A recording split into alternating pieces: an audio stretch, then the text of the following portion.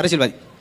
நான் லட்சத்தீவை மீட்பேன் கீழந்து மூளை அடை வச்சு ஒரு நகையை மீள் சனியம் பிடிச்சவங்க அது ஒரு வருஷமா அடகு கடையில் அடக்கி லட்சத்தீவை மீட்கிறானா. அதனால தான் நம்ம தனித்தனியாக போய் பேசிட்டு வந்துடுது. தனி சொற்பொழி மாதிரி கால் இனிது குழல் இனிது மலையில சொல் கேளாதுன்ற மாதிரி குழந்தை பேசினாலும் அழகாக பேசுவேன். சொன்னேன் ஒரு பையன் மணி 3 ஆகுது இன்னும் 1 மணி நேரம் தான் இருக்குது அப்படின்னா. என்னடா 4 இருக்குதான். இப்போ ஏதாவது உங்களுக்கு புரியுதா எவ்வளோ டென்ஷன் ஆகும் பாரு. டேய் சைக்கிளில் காற்றுலடா ஆறுமுகம் சைக்கிளில் காற்று இல்லை சைக்கிள் காற்று இல்லை அப்படின்னாரு. அப்படியா அப்படின்னு ஒரு டேபிள் ஃபேனை போட்டு விட்டு அதுக்கு முன்னாடி கொஞ்சம் சைக்கிள் நிறுத்திட்டேன். டயரில் காத்துருக்காண்டா சைக்கிளுக்கு வேர்க்குது நினச்சி அங்கே நிறுத்திருக்க. அப்போ வேண்டிய ஏதாவது வேலை சொல்ல முடியுமா? நான் ஒரு தடவை எங்கள் அண்ணன் போய்ட்டு சொன்னேன் ரேடியோவில் சிலோனில் வைடா அப்படின்னு. இல்லைப்பா நம்ம வீட்டிலே இருக்கட்டும் எதுக்கு அப்படின்னா உடனே நீச்சல் அடிச்சுட்டு போய் அங்கே போய் வச்சுட்டு சொன்னேன். அதுலேருந்து நம்ம பேச்சை குறைச்சிக்கிறது நம்மளுக்கே ஒரு மரியாதை. இன்னொன்று பயணம் ஒரு மனிதனை மேதையாக்க பண்ணுவாங்க. என்ன அப்படின்னா நீங்கள் பயணம் செஞ்சு பாருங்களேன் பல்வேறு விதப்பட்ட மக்களை பார்ப்போம். அதில் பூராமே ஆச்சரியமான ஆளாக இருப்பேன். இப்படியெல்லாம் ஆள் இருக்கானான்ற அளவுக்கு. டிராஃபிக் போலீஸை போய் இந்த பக்கம் வாகனங்கள்லாம் போகுமா? போகுங்க. இந்த பக்கம் வாகனங்கள்லாம் போகும். அப்போ நான் போக முடியாது போலியா? ஏன்? என் பேர் மயில் வாகனம். இந்த ஆள் டிராஃபிக் போலீஸு ராஜினாமா லெட்டர் எழுதி கொடுத்துட்டு போயிட்டான். இப்படி ஊருக்கு இவங்க ஊரில் நான் வேலை பார்க்க முடியாதியா? ஏன்னா அவன் பல வருஷமாக பார்த்தேன். பஸ்ஸில் போய் பார்க்கும்போது நிறையா சுவாரஸ்யமான விஷயம் இருக்கும். இப்போ பஸ்ஸு இப்படி போயிட்டே இருக்கும்போது ஒருத்தன் கம்பியில் கையை பிடிச்சிருந்தேன். அப்படின்னு சேர்க்கானோன்னே கை தவறி ஒரு பொண்ணோட இடுப்பில் பட்டுச்சு. நிறைய டீ பார்த்துருப்பேன் போல. இடையில் ஏற்பட்ட தடங்களுக்கு வருந்துகிறோம்.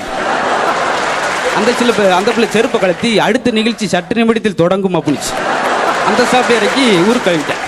ஏன்னா நம்ம நினச்சிக்கிட்டு இருப்போம் பொம்பளை பிள்ளைக்கு சென்சாவுக்கு மாதிரி இருக்காது. அதை விட பயங்கரமாக இருக்கும். இந்த இதுக்கு போயில தான் பார்க்கலாம். நீங்கள் புடவை எடுத்து போகும்போது கடையில் ஏகப்பட்ட போய் சொல்கிறாங்க. அளவு ரொம்ப புடவை இருக்கு எடுத்துங்க அப்படின்னாங்க. ரொம்ப என்னைக்கு புடவை வெட்டிச்சு அந்த பிள்ளை ஒரு சேப்பு கலர் டவுசரை போட்டுக்கிட்டு தான் 20 வருஷமாக ஓடுது. ஆனால் ரொம்ப அப்படி அதையும் நம்பி வாங்கிட்டு போவாங்க. ரொம்ப புடவைங்க ஏமாத்திப்படுறது. டைட்டானிக் சேலை அப்படின்னா டைட்டானிக் படத்தில் அந்த பிள்ளை சேலையே கட்டாது. அது நம்பிக்கிறது. சினிமா கவர்ச்சி. இப்போ இயக்குனர் உங்களுக்கு தெரியும் சினிமாவில் இயக்குறது எவ்வளோ ஒரு கஷ்டம்னு. ஏன்னா அவங்க டென்ஷனாக இருக்கும்போது ஏதாவது ஒரு சம்பவத்தை சொன்னால் குழப்பமாக போயிடும். டென்ஷனாக உட்காந்துருக்காரு டைரக்டர். அந்த நேரம் அசிஸ்டன்ட் டைரக்டர் வந்து சொல்கிறார் ஐயா அந்த கவர்ச்சி நடிய சீனை எங்கே வைக்கலாம்? அந்த அலமாரில் வச்சுட்டு போயா தோண்டி ஏதாவது பண்ணி வேற ஒரு மூடில் இருக்காள்கிட்ட போய் அந்த சொன்னால் நடக்குமா? அப்புறம் சொல்கிறாரு ஐயா அந்த பொண்ணு குடத்தை எடுத்துட்டு தண்ணி எடுக்க போகிறதுக்கும் தண்ணி எடுத்துட்டு வாரதுக்கும் இடையில என்ன வைக்கலாம்? இடையில குடத்தை தாண்டா வைக்கணும். ஏண்டா இடையில அண்டாவை தூக்கி வைப்பாங்க இல்லைங்கய்யா. இடையில சீன் சொன்னார் அவர். ஏன்னா சீன் சொல்லும் போதே பயமா போயிரும் சொல்லியிருக்காரு இயக்குனர்.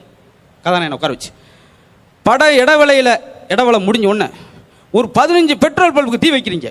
அப்பயே இடுப்பு நடுங்கிருச்சு. ஏண்டா எடுத்து ஒரு 15 குடிசை வீடுக்கு தீ வைக்கிறீங்க. என்ன எங்க சொல்றீங்க? ஆமா 20 பஸ்ஸை கொளுத்துறீங்க. எதுக்குங்க? இடவேளை பின்னாடி நம்ம படம் சூடு பிடிக்கணும். நல்ல வேலைக்கு தேட்டரை கொளுத்தாம இருந்தேன்னு சொன்னா போச்சு. எப்படி சூடு பிடிக்க வைக்கிறாரு பாருங்க. ஒரு கதை சொல்லும் போது அப்படி இருக்கு. என்னங்க அப்புறம் ஒரு கதை நான் கேட்டார் ஒரு தேட்டர் ஓனர் பார்த்து. என்னங்க என் படம் ஒரு படத்தை கூட உங்க தேட்டரில் போட மாட்டேங்கிறீங்க? பேப்பர் பார்க்கலையா? பொது இடத்துல குப்பையெல்லாம் போடக்கூடாதியா? நீ வாட்டுக்கு ஏதாவது சொல்லி என்ன அரெஸ்ட் பண்ணி போறாரு. அவரு குப்பை வரைக்கும் போயிட்டார். அப்படி எடுத்திருக்காரு. அவர் நடிச்சிருக்காரு பாவம். அப்படி சொல்ல முடியாது எல்லா இடத்துலையும். இன்னொரு இடத்துல கதாநாயகனை உட்கார வச்சு சீன் சொன்னார். நீங்க இந்த படத்துல ஒரு பன்னி மேய்க்கிறீங்க. என் இமேஜ் கெட்டு போயிருங்க. நீங்க மேய்க்கலன்னா பன்னியோட இமேஜ் கெட்டு போயிடும். இப்போ எது உங்களுக்கு நல்லது நினைக்கிறீங்க? அவர் அடுத்து அந்த நடிப்புன்னு வருவாரா? அப்புறம் ஒரு ஆள் உட்கார வச்சு இந்த படத்தில் உங்களுக்கு ஒரு பெரிய பாத்திரம் இருக்குங்க. அப்படியா? ரொம்ப சந்தோஷம். ஆமாம் படம் போட்டோன்னே நீங்கள் அண்டாவை தூக்கிட்டு போகிறீங்க. என்னங்க பெரிய பாத்திரம்னு அண்டாவை சொல்கிறேன். அண்டாவோட பெரிய பாத்திரம் எங்கிட்ட இல்லை. பெரிய பாத்திரம்னு அவர் நடிப்பு சீன் நினச்சிருக்காரு. பாத்திரம் தூக்கிட்டு யாராவது ஒரு கதாநாயகன் போக முடியுமா? என்ன நினைப்பாங்க அந்த ஏரியாவில்? அப்படி ஜெயில் வார்டனை கூப்பிட்டு அறிவு இருக்கா?